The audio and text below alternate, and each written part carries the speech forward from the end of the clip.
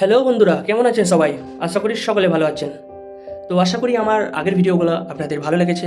আর যদি ভিডিওটা ভালো লাগে অবশ্যই চ্যানেলটা সাবস্ক্রাইব করে পাশে থাকবেন এবং একটা কমেন্ট করে বলে দেবেন কোথা থেকে ভিডিওটা দেখছেন। তো আমি রেডি হয়ে গেছিলাম ডিউটির জন্য, আর ডিউটির বাস আমার জন্য অপেক্ষা করছিল। তার মধ্যে সবাই চলে এসেছিলো, বাসে বসে গেছিলো, কিন্তু আমি লেটে ছিলাম আজকে দুর্ভাগ্যবশত। তো আমি ডিউটির জন্য তাড়াতাড়ি রেডি হয়ে বাসের জন্য চলে গেলাম। আর অলরেডি সবাই চলে এসেছিলো, আমার জন্য অপেক্ষা ছিল। তো আমি এসে গেলাম, বাস ছেড়ে দিয়েছিল। তো বাসের মধ্যে উঠেই দেখি আমার বন্ধুরা সকলে চলে এসছে।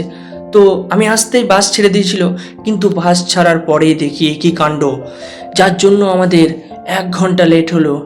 কেন হয়েছিল? আসল ঘটনাটা হচ্ছে এটাই, এত ট্রাফিক। কিন্তু এখানে একটা বিষয় হচ্ছে যে আমাদের দেশে কি হয়, ট্রাফিক হলে কিন্তু হর্ন বাজিয়ে গোষ্ঠী উদ্ধার করে দেবে, কিন্তু এদেশের নিয়ম সত্যিই খুবই ভালো। তুমি যতক্ষণ তোমাকে দাঁড়িয়ে থাকতে হবে, যতক্ষণ না ট্রাফিক না কমছে। এটা হচ্ছে এখানকার মানুষ। না তোমায় হর্ন বাজিয়ে ডিস্টার্ব করবে পিছন থেকে, না তোমাকে কিছু বলবে, কারণ এরা মানুষকে বোঝে।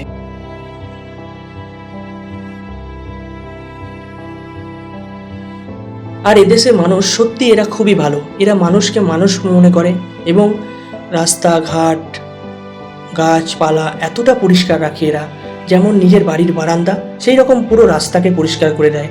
তার জন্য এদের এত উন্নতি আজকে। যেমন আমাদের দেশে কি হয়, আমাদের দেশে নোংরা রাস্তাঘাট সব কিছু থাকে, কিন্তু এরা একটু নোংরা থাকলেই সেটাকে কখন পরিষ্কার করবে সেই আশায় বসে থাকে। তার জন্য আজকে এরা এগিয়ে।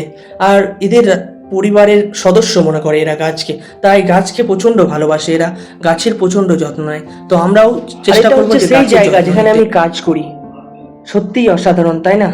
কি সুন্দর না দেখতে। সত্যি এদের প্রাচীনটা এরা কিন্তু ভোলেনি, এদের প্রাচীনটাকেই রেখে দিয়েছে। সুন্দর একটা জায়গা দেখার মতো। ভিডিও ভালো লাগলে কমেন্ট করে চ্যানেলটাকে সাবস্ক্রাইব করে পাশে থাকবেন। দেখা হবে আবার পরের ভিডিওতে।